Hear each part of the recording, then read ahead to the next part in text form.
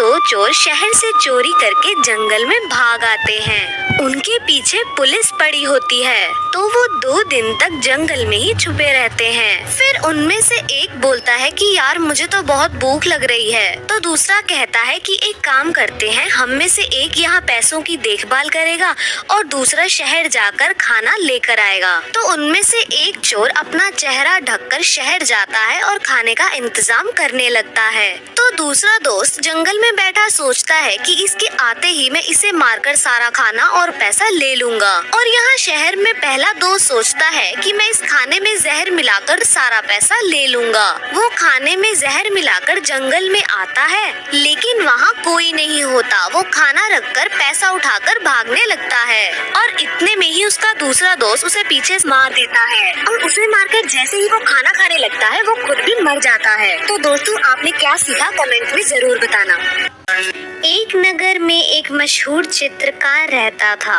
चित्रकार ने एक बहुत सुंदर तस्वीर बनाई और उसे नगर के चौराहे पे जाकर लगा दिया और नीचे लिख दिया कि जिस किसी को जहाँ भी इसमें कोई कमी नजर आए वह वहाँ निशान लगा दे। जब उसने शाम को तस्वीर देखी तो उसकी पूरी तस्वीर निशानों से खराब हो चुकी थी। यह देखकर वह बहुत दुखी हुआ। तभी उसका एक मित्र वहाँ से गुजरा। उसने उसके दुखी होने का कारण पूछा तो उसने उसे पूरी घटना बताई। उसने कहा, एक काम करो, कल दूसरी तस्वीर बनाना, उसमें लिखना तो कहीं भी कोई कमी नजर आए उसे सही कर दे। उसने अगले दिन यही किया। शाम को जब उसने अपनी तस्वीर देखी तो उसने देखा कि तस्वीर पर किसी ने कुछ नहीं किया। वह संसार की रीति समझ गया। कमी निकालना, निंदा करना, बुराई करना आसान है, लेकिन उन कमियों को दूर करना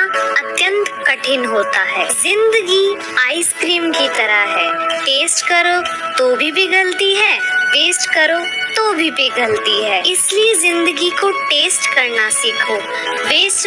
लोहा और सोना आपस में बात कर रहे थे, तो लोहे ने सोने से सवाल किया कि यार तू सोना है, मैं लोहा हूं। आपस में बातचीत शुरू हो गई।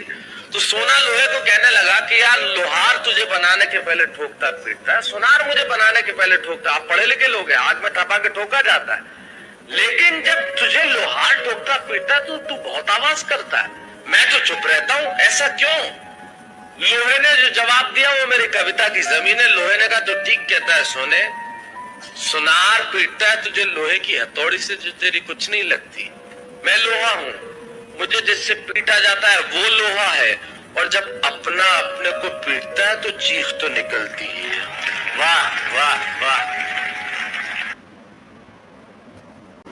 एक महिला ने तपस्या करके शिवजी को प्रसन्न कर लिया।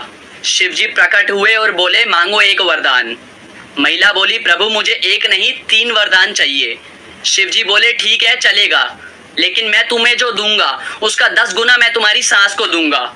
शिवजी को लगा कि महिला आनाकानी करेगी, मगर भारतीय नारी सब पर भारी। महिला बोली, चलेगा। पहला वरदान, मुझे 1 करोड़ रुपए दे दो। शिवजी बोले, दिए। उसका 10 गुना उसकी सास को मिल गया। दूसरा वरदान, मुझे बहुत सुंदर बना दो। बना दिया। उसका 10 गुना उसकी सास सुंदर हो गई। तीसरा वरदान, मुझे एक हल्का सा हार्ट अटैक दे दो।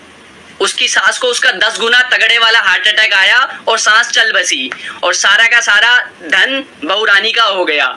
तब से शिवजी त्रिशूल लेके उस आदमी को ढूंढ रहे हैं जिसने कहा था कि औरतों के पास दिमाग नहीं होता। नंबर लाओ, 99 नंबर लाओ, 98 नंबर लाओ तो आप बहुत होशियार है। 33 नंबर लाओ, 30 नंबर लाओ तो आप बिल्कुल बेकार है। न्यूटन को तो जिंदगी में कभी भी 30 से ज्यादा नंबर आए नहीं, बेकार है न्यूटन। वो तो सारी दुनिया में पूजा जाता है, हमेशा ही फेल हुआ, पास ही नहीं हुआ कभी न्यूटन। स्कूल वालों ने निकाल दिया उसको कि हर बार फेल हो जाता है, ये पढ़ने लायक नहीं है। जब स्कूल ने निकाल दिया उसको, तब उसका दिमाग खुल गया और उसने गिरते हुए सेब को देख लिया और उसने गुरुत्वाकर्षण का सिद्धांत दे दिया। जो आदमी स्कूल में फेल हो गया था, अब सारी दुनिया उस पर पीएचडी करती है और उसके गुणगान करती है। माने फेल और पास होने से किसी व्यक्ति के जीवन का कोई लेना देना नहीं।